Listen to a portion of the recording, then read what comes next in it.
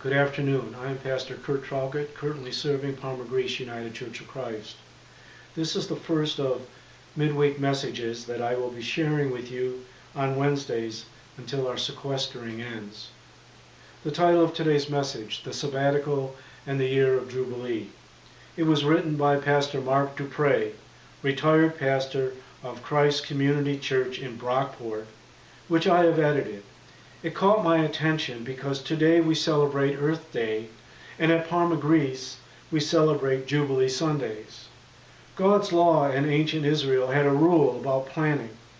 In Exodus 23:10-12, it says, 6 years you shall sow your land and gather in its produce, but the 7th year you shall let it rest and lie fallow, that the poor of your people may eat, and the beasts of the fields may eat the rest.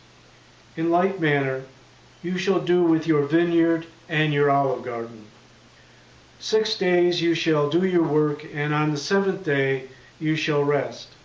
Likewise, the year of the Jubilee, the year after 7 times 7 years, see Leviticus 25, was similar to the sabbatical year in that it was also a year of rest. God wanted the land to have rest, not only to allow the poor to eat, but to allow the land to restore itself.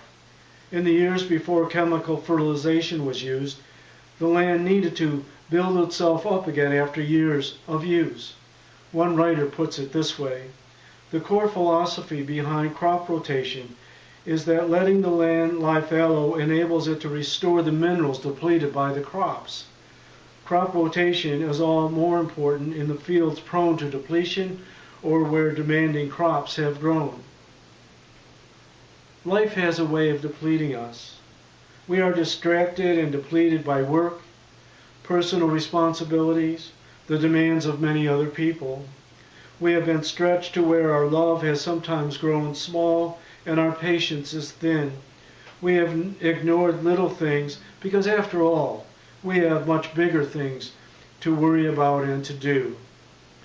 Demanding crops have grown in our loves, depleting the soil of our hearts and our spirits. The little foxes referred to in Song of Solomon 2:15 have damaged us emotionally, intellectually, spiritually. We need renewal and restoration.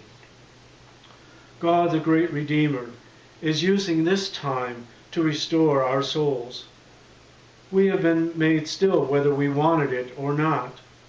Some of us have been severely limited in terms of travel. Many of us can't leave our homes. God wants to meet us now, to do the work that only comes with rest, a work to build us up after activities and distractions have stolen our peace, taken up residence where they have no right to be, and where the hand of God hasn't been allowed to go in a long time. Think about it this way in the natural world. Can a car be worked on while it's still moving? Can a person have surgery unless they are lying still? We've been made still, and God wants to get to the places that have been torn, thin, diseased, depleted, and strained. Will we let God? Will we seek God to do that? Most of us could name the big areas that need to be worked on in our lives: our temper, our thought lives, the big problems we have inherited through parents or trauma. While God is undoubtedly working on these areas, this is a special time for what we might call the small areas of life. How about the person whose name you really don't want to hear? Will you forgive him or her finally? What about that silly habit you know is wrong? Will you listen to hear a way out of it? What about that relationship that you know is not quite right? Will you take the first step to correct it? One of the commands associated with the year of Jubilee was to forgive all debts. There may be people who owe us something, but can we grab this holy moment and release them from their debt? The Lord has things to do in His church if we will be able to get rid of COVID-19. For many of us, the big, loud, constant drone of distraction has really turned way down now. We've been quieted and stilled. It's time for some spiritual surgery.